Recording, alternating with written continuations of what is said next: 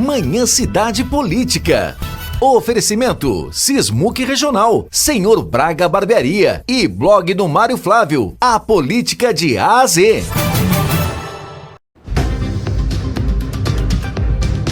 Mário Flávio. Renata, olha, é grande a repercussão ainda da história da PEC 6x1, né? Só se fala nisso. Ontem, algumas entrevistas mostrando que a deputada Erika Hilton, que fez a proposta da PEC, não sabe de onde tirar a fonte de custeio desse projeto, e ela ficou em maus lençóis em entrevistas nacionais, porque foi apertada aí, né, pelo Gerson Camarote, que é um comentarista da TV Globo News, e ela ficou sem saber dar uma resposta sobre uma pergunta básica: de onde virá a fonte de custeio para esse projeto e como evitar a demissão. E ela disse que não sabia de onde, não tinha feito estudo, e enfim, esse recorte ganhou todos os portais de notícias, e também as pessoas que são contra a PEC usaram esse projeto para dizer que a deputada estava jogando para a plateia e não tinha exatamente noção do que estava fazendo. Tem um trecho também no texto, né, que o deputado Nicolas Ferreira, do PL de Minas Gerais, ele disse que o cálculo não foi feito corretamente sobre horas trabalhadas, isso também está sendo alvo de muita crítica. E ele, com razão, na minha opinião, Renato, ele disse que é preciso debater essa história. E eu acho que é preciso debater, tá? E não se posicionar a favor, contra, como muita gente fez, sem nem conhecer o projeto. Só porque foi Erika Hilton, muita gente se posicionou a favor, e só porque foi Erika Hilton, muita gente se posicionou contra. E muita gente achou que ficar a favor da PEC era ficar a favor do trabalhador diretamente e contra as empresas, ou vice-versa. A questão não é essa. É você ter parcimônia, é você ter calma e analisar as coisas antes de emitir uma opinião, para não cair na empolgação. Um exemplo claro disso: o deputado federal Fernando Rodolfo, né, que se posicionou a favor da PEC, está sofrendo um avalanche de críticas dos eleitores dele. Sabe por quê, Renata? Esse tipo de pauta, ele acaba muitas vezes trazendo uma imagem para você de divulgação na mídia, mas não agrada ao seu perfil de eleitorado. E o que vem acontecendo com o Fernando Rodolfo é o seguinte: ele vem recebendo muito elogio nas redes sociais de gente que não vota nele, de pessoal da esquerda do PT, e os eleitores dele, que são os mais conservadores, estão revoltados com o Fernando Rodolfo, porque ele não ouviu as bases e foi de maneira assodada se posicionando a favor da PEC. E depois ele disse ontem em entrevista aqui: olha, mas eu sou a favor, mas tem que haver uma compensação para as empresas. Só que ele devia ter feito isso antes. Olha, tem que haver uma compensação para as empresas, mas vamos discutir a PEC e não se posicionar a favor. Na minha opinião, do ponto de vista estratégico, politicamente falando, Fernando Rodolfo cometeu um erro. E a gente vai explicar isso num vídeo que vai rolar ainda hoje nas redes sociais da Rádio Cidade, explicando o porquê. A gente ouviu ontem Fernando Rodolfo, que é do PL, e vamos ouvir hoje o vice-presidente do PL aqui em Pernambuco, que é o Gilson Machado Neto. Ontem, uma figura pública a favor da PEC e hoje outra que é contra. Posso chamar? Pode. Então vamos trazer a entrevista aqui com o Gilson Machado. Muito bem, a gente vai conversar agora neste Manhã Cidade com o ex-ministro do Turismo, integrante do PL aqui em Pernambuco, Gilson Machado Neto, que tem uma opinião aí sobre essa questão dessa jornada, né, da PEC, da jornada 6x1, uma proposta da deputada Erika Hilton. Gilson, bom dia, bem-vindo à Rádio Cidade. Então, assunto polêmico, qual a sua opinião sobre essa questão? Bom dia. Eu quero dizer que eu sou muito cético contra qualquer coisa que venha normatizando relação de emprego por quem não gera emprego. O pessoal, você somar todas as carteiras de trabalho assinadas pelos dirigentes do pessoal, não dá a quantidade de pessoas que eu, Gilson Machado, emprego. Eu emprego mais de 200 funcionários. Então, primeiro é um projeto que está mal elaborado, até porque o pessoal não sabe fazer nem conta de matemática. Porque na própria redação do projeto, ela coloca 8 horas de jornada de trabalho, dando como sendo 36 horas por semana. Na realidade, são 32 horas por semana. No próprio projeto está escrito já com erro de matemática. Se você for ler no pé da letra o projeto. Segundo, eu quero dizer que eu não sou contra o trabalhador.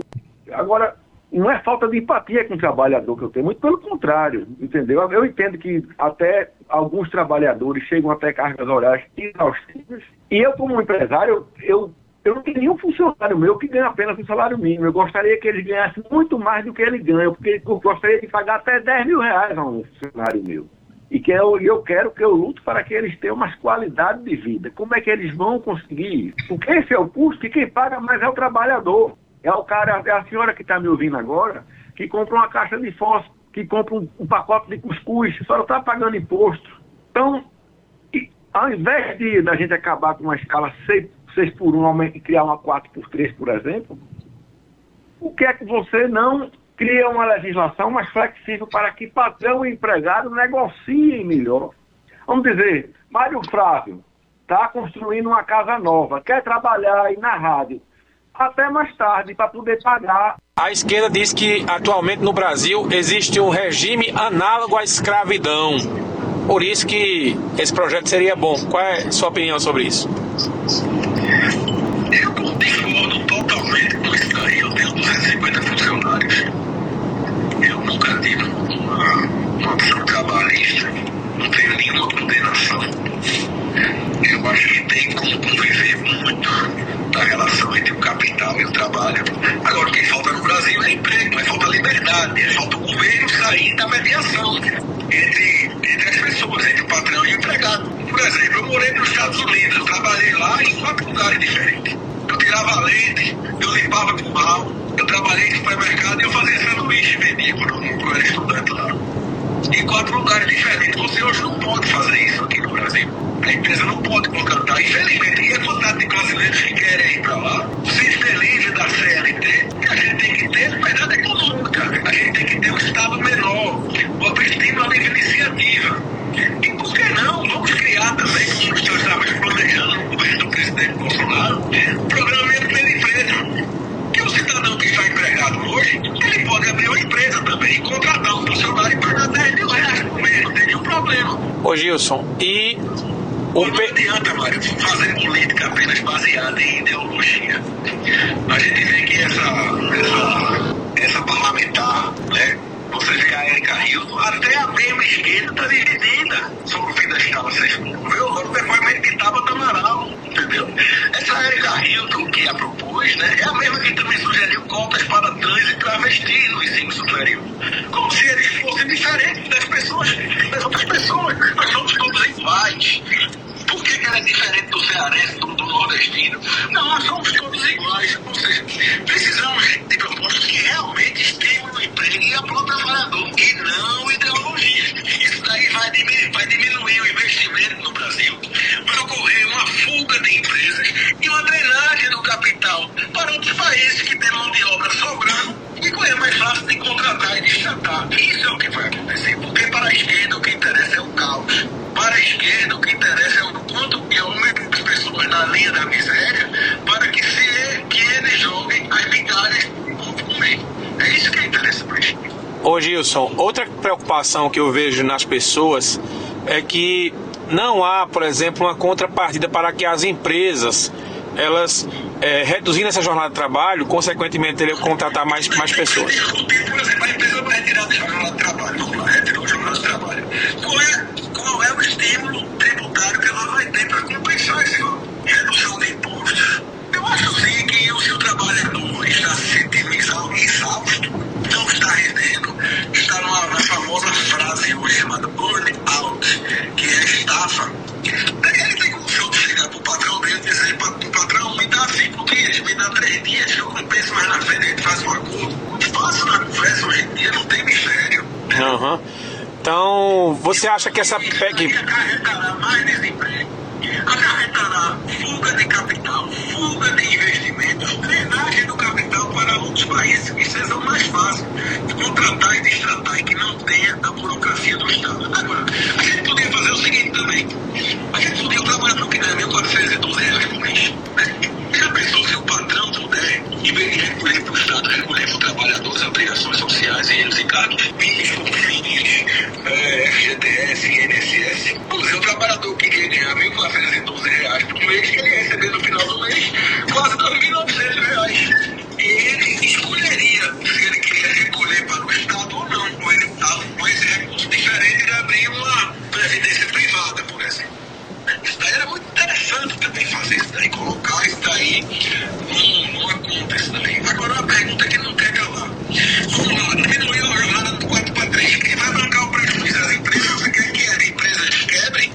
Gilson, Isso daí. outra coisa que eu queria... Só que a matemática conta não fecha. Então, por isso que dentro da própria esquerda, ela está sendo tratada como uma obra empírica. Ô Gilson, outra coisa que tem uma preocupação muito grande das pessoas diz respeito à tecnologia, à inteligência artificial. E muita gente já está, inclusive, apostando nisso. Será que essa aprovação dessa PEC poderia também gerar menos emprego e, com isso, utilizar mais inteligência artificial para os empresários? Está vivendo uma tecnologia hoje. Tu compra no Mercado Livre? Compro. Todo mundo. Eu também. Né? Tu usa Uber? Todo mundo usa Uber. A gente tem que se adequar. Vamos lá. Tem mais jornal chegando na tua casa. Isso é uma gente de doido. É a realidade. Não tem mais jornal pra ver. Tá bom? Entendeu? E eu digo uma coisa. Ainda vai sobreviver a radiodifusão, mas a televisão em si não vai conseguir contato. Porque a quantidade de conteúdo que você consegue baixar com streaming é infinitamente maior em tempo real. Já o rádio não, é diferente. O rádio é local. É verdade, concordo com você. Concordo com você. O mundo todo está vivendo sobre isso daí. Você hoje em dia, os Estados Unidos, o shopping center estão se acabando. Porque as pessoas estão comprando na Amazon. Por exemplo, um prédio hoje que vai ser construído lá, ele tem que ter um centro de recolhimento de mercadoria. Porque, por exemplo, um prédio de 400 apartamentos, um condomínio grande, a quantidade de carro que chega da Amazon para entregar, do Mercado Livre, etc., passa a ter que ter funcionário específico para isso. São novas profissões que vão surgir agora. No ramo de alimentação, cada vez mais as pessoas vão comer mais, de melhor qualidade. Então, nesse ramo de comida, de distribuição de alimentos, enfim, perecíveis, isso daí é um ramo que não vai parar nunca. Entendeu? Então, é isso.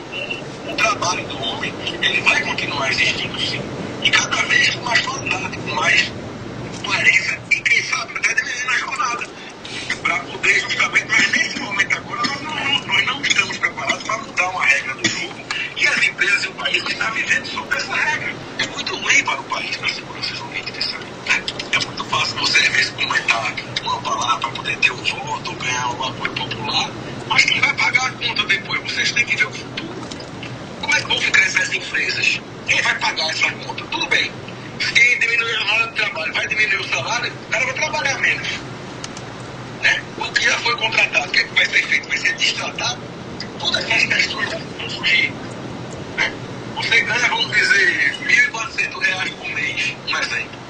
Né? Você trabalha 6 dias por semana. Se você passar a trabalhar 4 dias, você vai ganhar os R$1.400 por mês. É justo. Se já for contrato assinado, você vai mudar a regra do jogo no meio.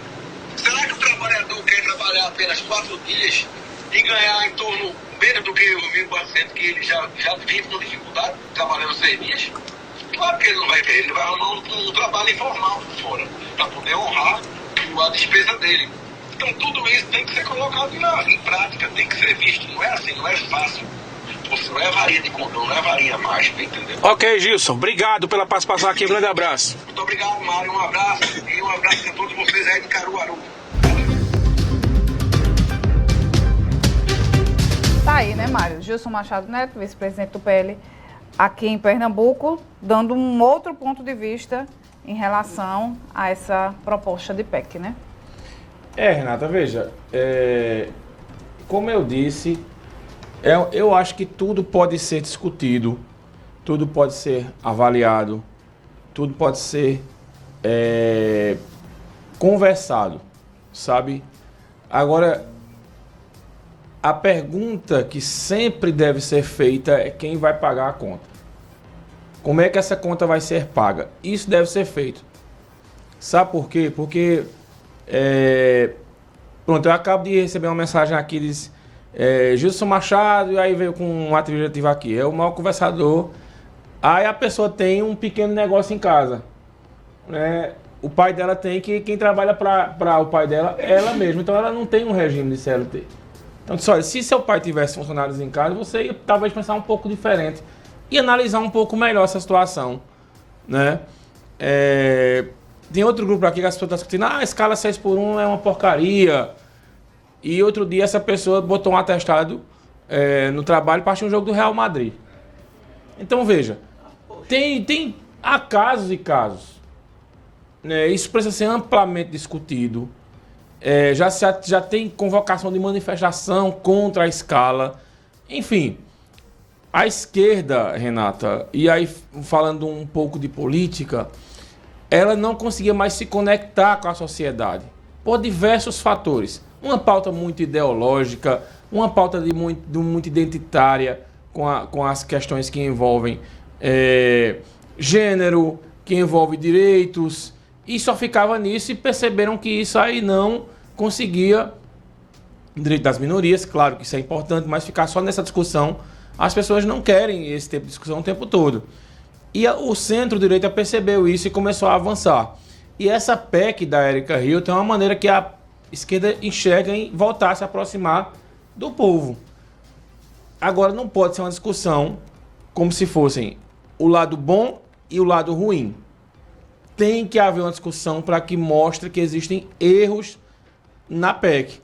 Por exemplo, teve uma entrevista ontem que eu disse que a Erika Hilton não conseguiu responder qual seria a fonte de custeio, por exemplo, para um estudo para causar impacto nas empresas. Um projeto desse não pode ser simplesmente, vai reduzir a carga horária e pronto. E tem uma compensação tributária para as empresas, certo? Mas aí é aquela pergunta, quem vai pagar a conta? Quem vai pagar a conta? Vai ter essa compensação e isso vai ser embutido nos outros impostos que a gente paga?